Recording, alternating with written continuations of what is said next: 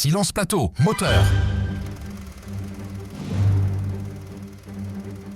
Ça tourne et... action!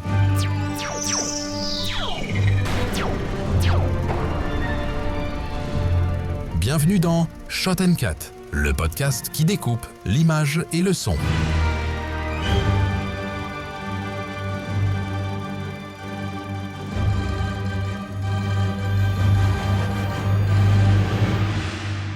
Et bienvenue dans ces toutes premières secondes de Shot & Cut, le podcast qui découpe l'image et le son.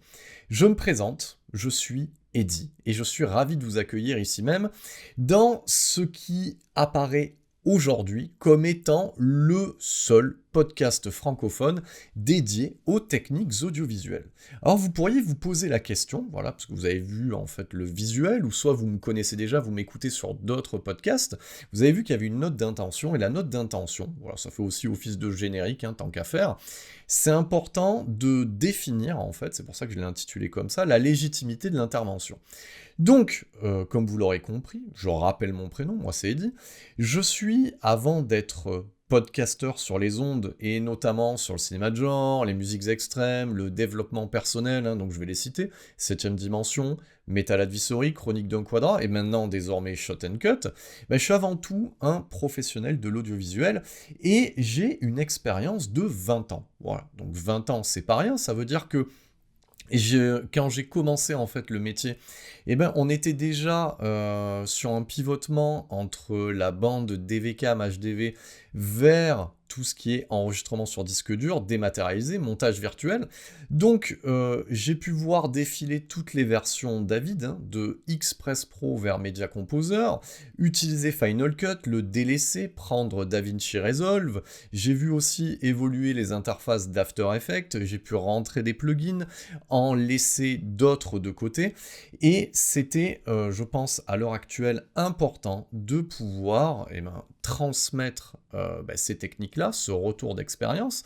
Je le fais aussi dans des campus, je le fais dans des centres de formation, et effectivement, l'idée derrière, la démarche, en fait, le passage à l'acte, c'est aussi que depuis quelques années, et notamment à l'avènement des IA génératrices d'images, on aurait tendance à croire que notre métier, donc c'est-à-dire le métier audiovisuel, que ce soit la partie image, montage, son, donc le côté pré-prod, prod ou post-prod, tendrait à être grand remplacé en fait par tout ce qu'on peut voir aujourd'hui. Donc dans un premier temps, il y a eu tout ce qui était tourné au smartphone et monté avec des apps, voilà, directement sur le smartphone ou sur la tablette.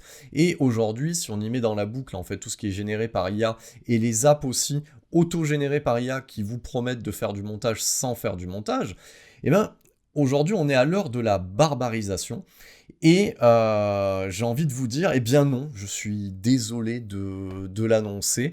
On pourrait croire que toutes ces innovations technologiques auraient tendance à nous remplacer, mais ce n'est pas le cas. Et souvent, ce que je dis en cours, c'est que si on prend les dernières œuvres de gens éminents, comme James Cameron, Christopher Nolan, Peter Jackson, on pourrait citer Guillermo del Toro, la liste serait longue, il me semble qu'on est loin d'avoir des créateurs d'images qui utilisent les smartphones et les IA pour se faciliter la vie et barbariser leur boulot. Donc non, on n'en est pas là, on n'en sera finalement jamais là. Donc effectivement, dans le cadre de ce podcast-là, j'aborderai les IA, mais en temps et en heure. Donc, voyez aussi cet épisode comme un descriptif de la suite des opérations. Donc pour cette première saison, on va revenir aux fondamentaux. Et je vais m'occuper, épisode après épisode, donc normalement on devrait avoir une diffusion mensuelle, donc c'est-à-dire un bon gros bébé avoisinant les 1 heure, et qui aborde, pour cette première saison, déjà les normes et les termes. Donc, à suivre derrière, je vais vous proposer une petite histoire du montage. Alors bien entendu, je ne suis pas historien, voilà, donc je reprendrai les éléments importants de la naissance du cinématographe jusqu'à aujourd'hui pour que vous compreniez quelle est l'essence même du montage et pourquoi on a besoin du montage. Voilà. Donc on aura ce côté-là, donc c'est-à-dire histoire du montage, et je parlerai aussi d'éléments, de normes importantes comme notamment le framerate, comme notamment les résolutions, aller plus sur le côté aussi narratif. Quels sont les différents types de montage et comprendre que les différents types de montage ne sont pas liés à un software. Ce sont des techniques narratives qui s'acquièrent en fait sur le terrain et en emmagasinant du film avec sa rétine. Donc on a un bien beau programme. Alors vous pourriez vous dire aussi qu'il a tapé sur les IA mais qu'il utilise quand même des visuels autogénérés. Donc je suis pas illustrateur à la base. Donc moi je suis quand même, comme vous l'aurez compris, quelqu'un de la post-production. Donc je suis avant tout ce qu'on appelait à l'époque un monteur truquiste. Donc aujourd'hui on pourrait traduire par monteur, motion designer ou compositeur ER 2D, 3D. Donc c'est vrai que pour du one-shot, pour quelque chose qui ne sera pas modifiable mais qui va fonctionner à un instant T, j'utilise les IA génératrices pour ce qu'elles permettent de faire au mieux. Voilà, c'est-à-dire du one-shot et illustrer bien entendu les extraits de ce podcast. Et c'est déjà pas mal et c'est suffisant à ce niveau-là. Donc, dans un premier temps, on aura une vague d'épisodes qui seront plus de la technique pure, de la norme et du jargon, et parce que ça, c'est important. Et il faut voir aussi ce podcast comme, on va dire, votre copilote, pour faire un hommage à Vidéo Copilot, comme votre copilote audio, pour mieux comprendre en fait ce qu'est la post-production. Et ce qui est intéressant là-dedans aussi, c'est que ça peut à la fois vous servir de support, comme vous enrichir. Donc c'est-à-dire que ce podcast est dédié soit aux amateurs en fait de visuel, du monde de l'audiovisuel, comme aux professionnels aguerris qui seront ravis, voilà, qui est une personne en fait qui mouille le maillot et qui revienne aux bases, aux fondamentaux, et vous comprendrez quelque part, une fois qu'on aura écouté toute cette saison 1 et qu'on aura vu aussi qu'on sera entré dans les nerfs de la guerre, de la compression, destructrice ou non destructrice, des résolutions, et voir qu'il y en a un paxon, un wagon, que nos métiers ne s'improvisent pas. Donc je souhaite aussi avoir dans ce rythme en fait d'épisodes, c'est-à-dire alterner des épisodes plus théoriques, même si j'aborderai de la pratique, et avoir d'autres épisodes qui soient plus de l'anecdote terrain. Donc je raconterai mes propres anecdotes, comme je ferai intervenir aussi d'autres personnes du milieu audiovisuel, et soyons fous aussi, peut-être des créateurs de plugins, ou des gens qui ont œuvré pour améliorer les softwares qu'on utilise au quotidien. Voilà, donc je le rappelle, moi mon secteur d'activité reste le secteur télévisuel, donc j'ai produit pas mal, alors j'ai travaillé au tout départ sur pas mal d'émissions sportives, j'en ai produit aussi, donc vous verrez qu'on pourra parler paintball, on pourra parler rallye, on pourra parler sport automobile, et à côté de ça j'ai bossé aussi dans la publicité, et aussi le corporate, et comme c'est un podcast qui est toulousain, qui dit corporate, dit forcément aéronautique. Et au niveau des visuels, de la musicalité de ce générique, j'ai voulu aussi revenir à quelque chose qui m'a beaucoup inspiré, parce qu'il n'y a pas de hasard dans la vie, c'est-à-dire que si on fait ces métiers-là, c'est parce qu'il y a une passion.